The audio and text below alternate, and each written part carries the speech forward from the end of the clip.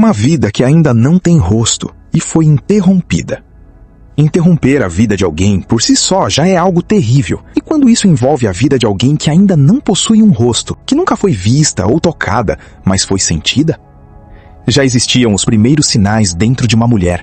Um atraso, uma náusea, um cansaço diferente, um corpo que já mudou antes mesmo de ela saber ao certo o que estava acontecendo. Mas Deus sabia o que estava acontecendo. Mas essa geração foi interrompida por um ato.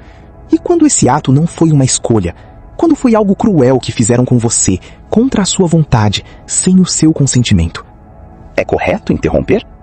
Essa é a pergunta que a maioria das igrejas evita, que os pastores respondem por cima, que gera mais julgamento do que acolhimento. Hoje vamos enfrentá-la de frente. Antes de qualquer debate, precisamos entender que existem decisões que não temos o direito de opinar, principalmente ao que se reflete no corpo e vida da outra pessoa, e nada interfere na nossa.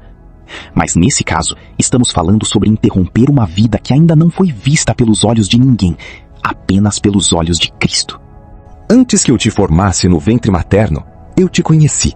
Antes que saísses da madre, eu te santifiquei. Jeremias 1:5. Deus conhecia Jeremias antes do nascimento, antes da formação completa, antes do primeiro choro. O reconhecimento de Deus sobre aquela vida não começou no parto, começou na concepção. O Salmo 139 é um dos textos mais belos e mais claros que a Bíblia tem sobre como Deus enxerga a vida que está sendo formada. Pois tu formaste os meus rins, tu me teceste no ventre de minha mãe. Graças te dou, visto que por modo assombrosamente maravilhoso me formaste. As tuas obras são admiráveis e a minha alma o sabe muito bem. Os meus ossos não te foram encobertos, quando no oculto fui formado e entretecido nas profundezas da terra. Os teus olhos me viram a substância ainda informe, e no teu livro foram escritos todos os meus dias, cada um deles registrado antes que algum deles existisse. Salmo 139, 13-16. Deus tece, Deus vê. Deus registra cada dia de uma vida antes mesmo que esse dia exista.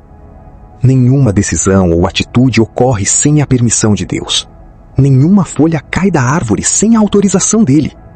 Isso não é poesia vaga. É uma declaração teológica poderosa.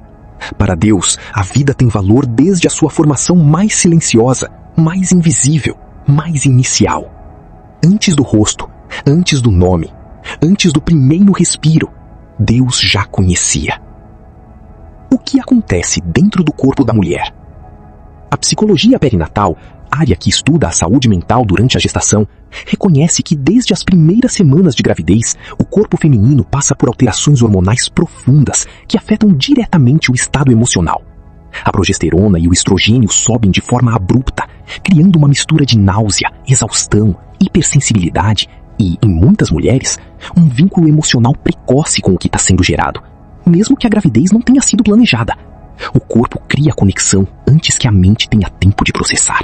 E é exatamente por isso que a decisão de interromper uma geração nunca é simples, nunca é só racional, porque o corpo já começou um processo, e interrompê-lo deixa marcas, não só físicas.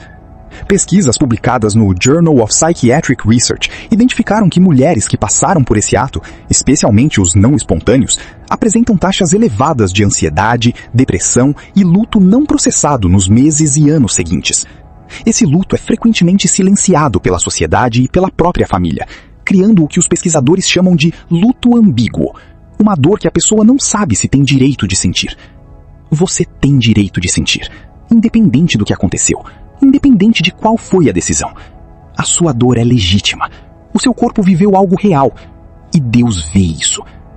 A pergunta mais difícil de todas. E quando foi sem a autorização da mulher, que levou a geração? Você sabe do que eu estou falando. Esse mesmo. Essa mulher viveu algo que nenhuma mulher deveria viver. Porque alguém tomou algo dela que não tinha o direito de tomar. E dentro dela agora existe uma vida que começou a partir de um ato de violência. E a pergunta que ninguém consegue responder sem tremer é: Deus realmente esperaria que ela continuasse com essa gravidez? Eu sei, essa pergunta é realmente polêmica, gerando grande debate. Eu não vou fingir que essa pergunta tem uma resposta simples, porque ela não tem. E qualquer pessoa que te disser que tem, não está levando a sua dor a sério. O que eu posso dizer é o que a Bíblia declara sobre o coração de Deus diante do sofrimento. O Senhor está perto dos que têm o coração quebrantado e salva-os de espírito oprimido.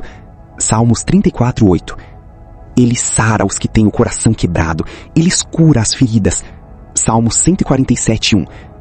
O Deus da Bíblia não é um Deus distante que emite regras sem olhar para a dor da pessoa que está sendo julgada por essas regras.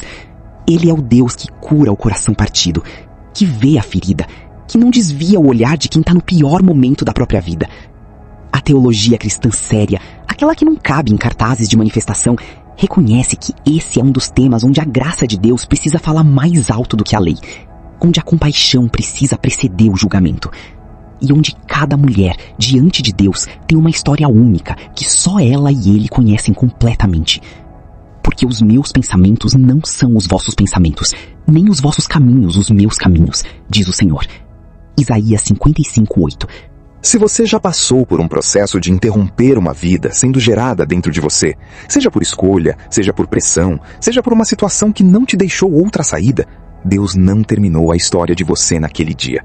A culpa que você carrega, e talvez carregue há anos, em silêncio, sem contar pra ninguém, não é a última palavra sobre a sua vida. Não é o que define quem você é para Deus. Se confessarmos os nossos pecados, Ele é fiel e justo para nos perdoar os pecados e nos purificar de toda injustiça. 1 João 1:9. Vinde, pois, e arrazoemos, diz o Senhor. Se os vossos pecados forem como o carmesim, tornar-se-ão brancos como a neve. Se forem vermelhos como o escarlate, ficarão como a lã. Isaías 1:18. A restauração que Deus oferece não apaga o que aconteceu, não faz como se a dor nunca tivesse existido, mas ela transforma o que aquilo significa na sua história. Mulheres que carregam esse peso precisam de acolhimento, não de mais condenação. Precisam de espaço para o luto, não de silêncio forçado. Precisam de graça, não de mais julgamento. E a Bíblia mostra um Deus que corre em direção a quem está perdido, não um Deus que espera na porta com o dedo apontado. Quando ele ainda estava longe, seu pai o viu e, compadecendo-se, correu, lançou-se-lhe ao pescoço e o beijou. Lucas 15:20. Esse é o coração de Deus, que corre, que abraça, que restaura. Não importa o que você carrega, esse abraço também é para você.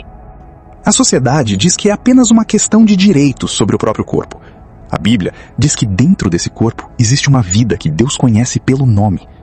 A sociedade diz que é uma decisão pessoal, que não cabe julgamento. A Bíblia diz que toda vida tem valor e que esse valor não começa no nascimento. A sociedade diz que a mulher deve seguir em frente e não olhar para trás. A Bíblia diz que o luto é legítimo, que a dor precisa ser processada e que há cura para o que parece incurável. Não estou aqui para dizer quem tem razão no debate. Estou aqui para dizer o que as Escrituras revelam sobre como Deus enxerga a vida, enxerga a mulher e enxerga quem errou e quer recomeçar. Porque eu bem sei os planos que tenho a vosso respeito, diz o Senhor. Planos de paz e não de mal, para vos dar um futuro e uma esperança. Jeremias 29:11. Um futuro, uma esperança. Você não perdeu.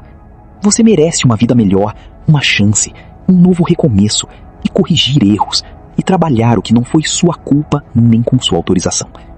Deus não desistiu de você, então também não desista. Não importa o que você carrega. Valide seus sentimentos. Cuida de você. Até a próxima. Grande abraço.